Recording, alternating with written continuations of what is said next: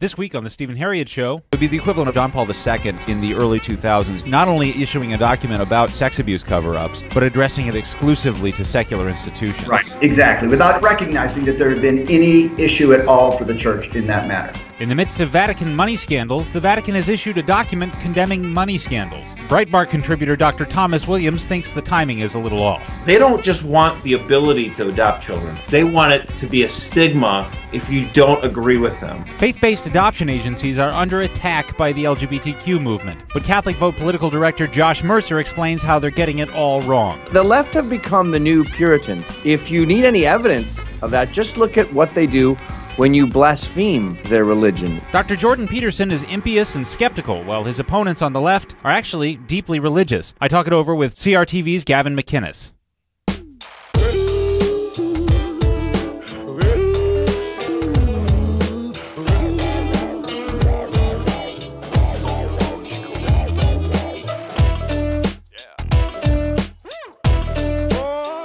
I'm now joined by Dr. Thomas D. Williams. He's an American theologian, a contributor to Breitbart, and he lives in Rome. A headline that he just recently wrote at Breitbart really caught my eye because it offered some context right there in the headline. I may be paraphrasing here, but it was something to the effect of, amid financial scandals, Vatican releases document on economic ethics, something to that effect. First of all, thank you very much for joining us, Dr. Williams. It's a pleasure, Stephen. Great to be on your show. Thank you. Like I said, you pay a lot of attention to what's going on in Rome. Recently, a department in the Vatican released a document about ethics and economics, but this isn't happening in a vacuum. As you pointed out in your headline and in your article, there's a little bit of a flurry of embarrassing things going on with regard to finance and economics at the Vatican itself. Isn't that right? It is. There's an awful lot of background. And furthermore, it wasn't just any Vatican department that issued this. It was two together, the Congregation for the Doctrine of the Faith, which is, after the Secretary of State, the most important Vatican department, together with a new department that Pope Francis himself founded for integral development of the person.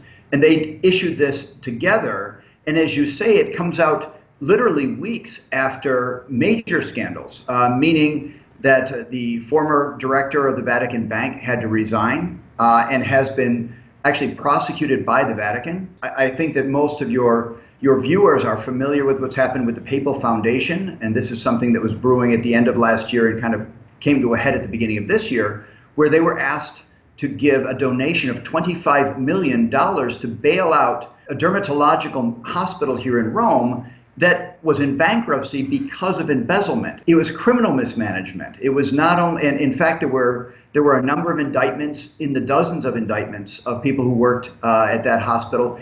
And basically, it's back in the hands of the same people. So yes, these have been big scandals. Just seems like a very inopportune moment to be releasing a document specifically trying to speak with moral authority about what is and what isn't an evil way to manage money. That's correct. And I got some pushback on this, and I'm grateful for the pushback. I mean, people say if you wait for the church to be perfect, then the church can't talk about anything. And that's completely true. It's a point well taken. We all experience that as Christians because we all have failings, and none of us is 100% the witness that he should be. But on the other hand, there is a question of timing. Right when you're in the midst of some very, very high visibility scandals, at that moment to put out a document specifically on the same topic. In other words, how companies should be running their financial situation, how to get rid of corruption, transparency, things that have been accusations against the way the Vatican Bank has been run, for example, then it becomes a little bit of a problem.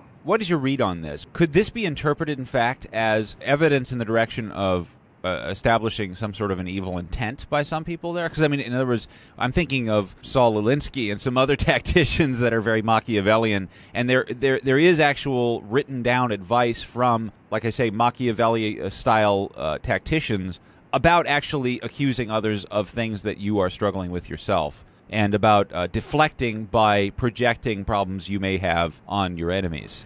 Could this? Yeah, that is definitely a possibility. I mean, I wouldn't go there immediately myself. It's possible, but I don't have evidence for it. I would, but I'm not in Rome, so I'm sorry. My understanding would be, honestly, just a lot of mishandling. Obviously, this has been in the works for a while too. This is not something that was just written last week. This is something that's been in the pipeline for quite some time. It's just really, as a friend of mine in Rome said, why didn't they at least give a nod to their own mismanagement, their own problems that they've suffered and the scandals that they've caused? It would have given more credibility to the document than glossing over that and just talking about the 2008 world financial scandal, right? I mean, it would have given them a lot better footing to speak from. The pushback that you're getting for this reminds me of an argument that I find myself having to make again and again. And maybe you can use this against your detractors, Thomas. But what you're saying could be construed as an ad hominem attack. People would say, well, read the document, read the arguments made. You're making an ad hominem. You're trying to discredit the speaker before he's even had a chance to speak. And at the same time, I remember I've always wanted to write a column. I haven't brought myself to do it yet, but I always wanted to write a column called In Defense of Ad Hominem Attacks.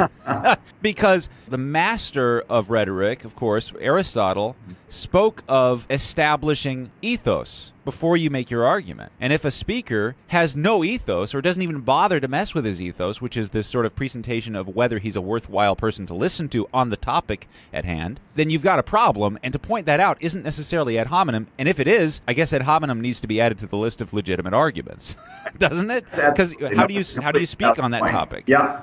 Yeah. I mean, if I were to push back on that, I would say, I mean, the church does have established credibility as an institution to speak on moral issues in the broad scheme of things. In fact, it's the mission of the church to do so. It's just, I really found it to be more a problem of right now, the way it's addressed, the timing, it just seemed really, really badly thought out to me. And also the document itself, it's not as bad as it could be. I think you and I have both read the splendid analysis done by our friend Sam Gregg, Catholic Vote report. And he points out, it's got plenty of failings, as almost any time the Vatican speaks about economic or financial issues, there are problems, right? But it could be a lot worse. It's not so much that as kind of this aloofness, and even the tone of it is like, why don't you people get your house in order? Why don't you get things fixed up? When the glaring and obvious response is, well, wait a minute, shouldn't you start at home? So that's really, I think, what made this a worthwhile story. It's not addressed, is it, to the church? It's addressed, in other words, to secular monetary institutions. So it'd be the equivalent of, like, I don't know, John Paul II in the early 2000s not only issuing a document about sex abuse cover-ups, but addressing it exclusively to secular institutions. Right. Rather than to the church as well, right? Exactly, without recognizing that there had been any issue at all for the church in that matter. If you didn't address your own situation, at least acknowledge we know because we've suffered through this.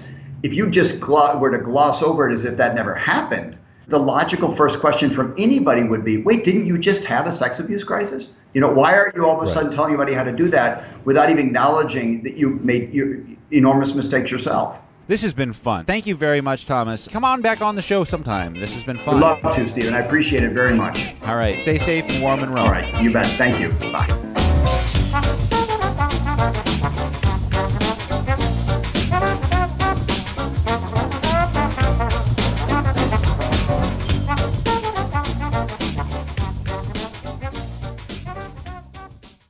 And now the time has come for our weekly political discussion with Catholic Vote political director Josh Mercer, who joins us on the line now. How are you, Josh? Hey, great to be with you. So this week we've got more good news in the sense of Winston Churchill just got elected and we might win World War II.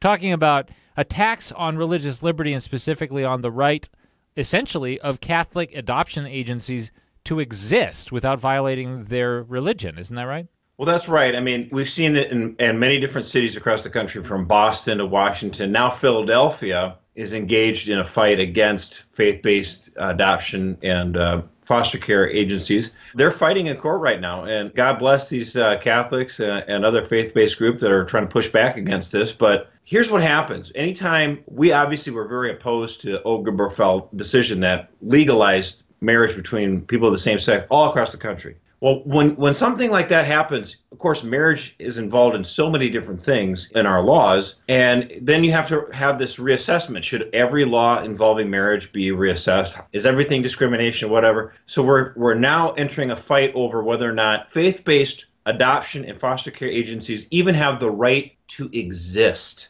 Now, here's the thing that we're trying to get at here. Catholic agencies are not trying to call on the government to shut down adoptions by gay people. That's not what this is. Gay people, under the current law, would have the right to adopt people. What these laws are saying is, do not abolish faith-based adoption groups. Lawmakers in Oklahoma and in Kansas stepped forward and said, let's make sure we have it on the books, like several other states, a protection for faith-based groups. And the LGBT groups were threatening to boycott the state. They're going to organize all these protests. I'm seeing a difference in the Republican Party today than I did 3-4 years ago. I think the Republican Party today understands that big business is no longer on their side. Maybe it never was. And we saw all these corporations like Apple that would try to squash down on religious liberty. All of a sudden, a lot of Republican voters were like, wait a minute, big business isn't necessarily my friend. Well, hello, that's a wake-up call. And so the voters in these states are saying, you know what, I don't care if big business doesn't like us. We believe in freedom.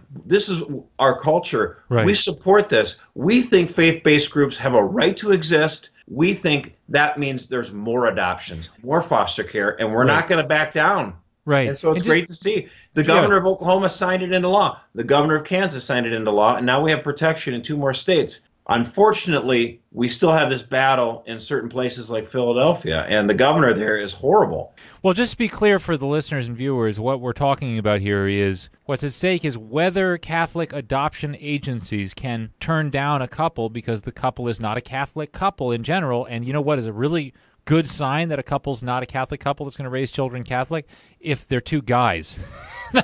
Well, I mean, what it amounts to is the focus here is only on the prospective couples, right? The parents or whatever. That's what the LGBT community is saying. Why are you discriminating against us as a same-sex couple that want to adopt a kid? It's like, well, we're not really preventing you from adopting a kid. You can just go to a different agency that handles that. We're an agency that's focused on providing children in homes that are Christian, because the people that come to us saying, I can't take care of my child, I want this child to be raised in a Christian home, that's the purpose. That's why they were created. Right. That's why they exist. Yeah, you know, it's so we need to let them have that freedom. Yeah, a woman in Michigan came to a Catholic adoption agency in 1977 and said, I want you to find a good Catholic family for this child. And they did. And I married that woman 30 years later. So wow. This is what this is about. This is about real people, whether or not these organizations will have a right to even exist. And if a gay couple wants to adopt a child, they have that right under the law. They can just go to a different organization. Yeah. But what it amounts to is the LGBT community is they don't just want the ability to adopt children.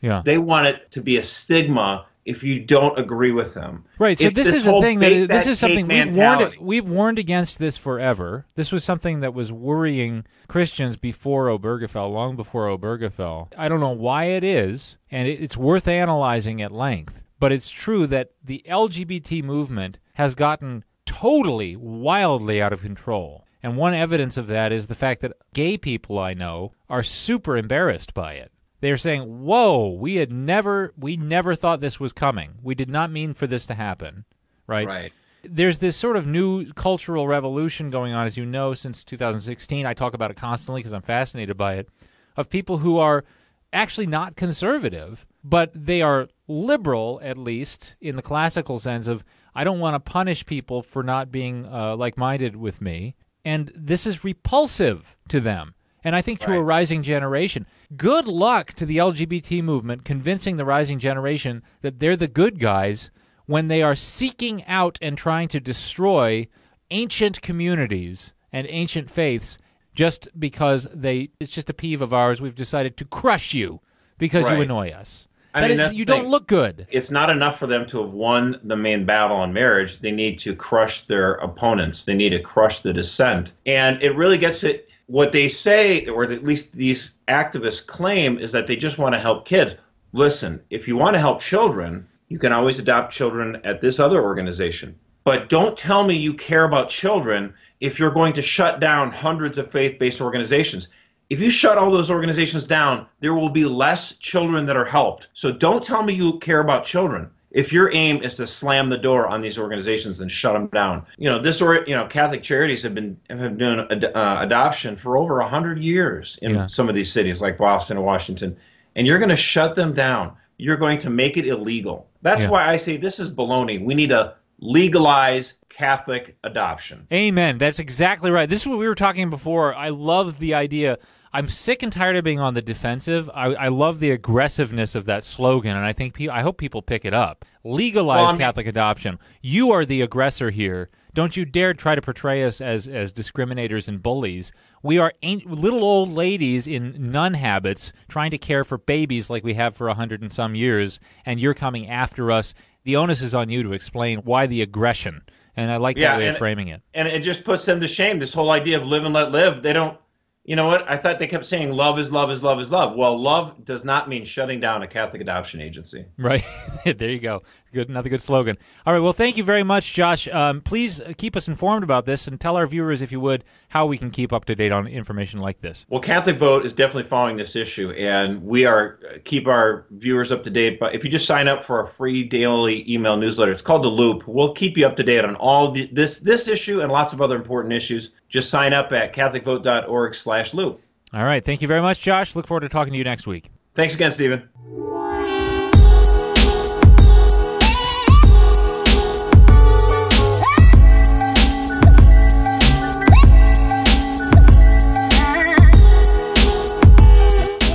And now I'm joined again by Gavin McInnes of Get Off My Lawn over at CRTV, who has some interesting things to say about Jordan Peterson's dissent against modern orthodoxy as a non-feminist. He's been subjected to a hit piece in the New York Times, which is the equivalent of excommunication, I think. First of all, thank you very much for joining us again, Gavin. Thanks for having me. So, one person said, people are really angry at Jordan Peterson, particularly because he's reopening debates that were supposed to have been settled. What do you think of that? Well, I think everyone's mad at him on the left because he's articulate and wise and curious. And when they go for the same old tropes, instead of him taking the bait and saying, no, it's not, and it goes back to yes, it is, no, it isn't, yes, it is, he comes up with a whole new angle. Like in that recent debate, I think it was the monk debate or something, when someone said you experience white privilege, and he came back with, all right, what percentage of my success is white privilege? Like 10%, 40%? And what should I do to rectify this? No one's ever had that retort before. Right. So they just go, no, you're supposed to deny it. Yeah, you know, it strikes me, actually, it almost seems like Jordan Peterson is impious in the classical sense, whereas his opponents tend to be religious. Almost mystical, because he actually is a skeptic and actually converses about things rather than accepting them as articles of faith. Yeah, like what if you were talking to a fanatic evangelical and he said God controls everything, free will, there's no free will or something, and you said, well, what percentage of the free will do we have? Could you please discuss free will? How much is it my decision to go like that? Was that God? And the fanatical religious person would go mental because they're not used to those kind of questions. The left have become the new Puritans, and if you need any evidence of that, just look at what they do when you blaspheme their religion, when you dare to say the wrong word. They're exactly like the Victorians of the 17th century when they made everything sexual and they were petrified. Yeah. Is that the 18th century? I'm not good with those centuries. Centuries are hard. I'm with you on that. They're always one off. That's right. I'm worse with the months of the year, but no. One thing that actually, this reminds me of a recent exchange I had about feminism with, actually it was Andrew Klavan was talking about feminism. And you know the talking point you hear a lot, especially in the pro-life movement, about feminism. Oh, well, actually the early feminists were pro-life. Or actually the early feminists were great in one way or another. And I'm like, have you read the early feminists? Their literature was toxic, I think. I can't see anything good. I think from the very foundation it wasn't any good. And that is a central, as you put it, I mean, that is a central article of faith in a way. And I think that is one of the central things that Peterson is in trouble for, is he says things, and this was really hammered on in the New York Times piece, essentially saying, why, this man isn't a feminist. Well, here's the deal. This narrative of the evil white male patriarch that is controlling society and making everything bad, that narrative, they learn it in school, they get their degree in it, and then in the case of this woman at the New York Times, what was her name, Nellie Bowles or something? It's her entire career. So you can't, if you question that, her entire raison d'etre has just been shattered. And so there's a massive demand here for this archetype of the evil Archie Bunker guy who controls everything. God made women to stay at home. There's a massive demand there, but there isn't a supply. because that's not really the case. You're free to do your own thing, and you're not being oppressed.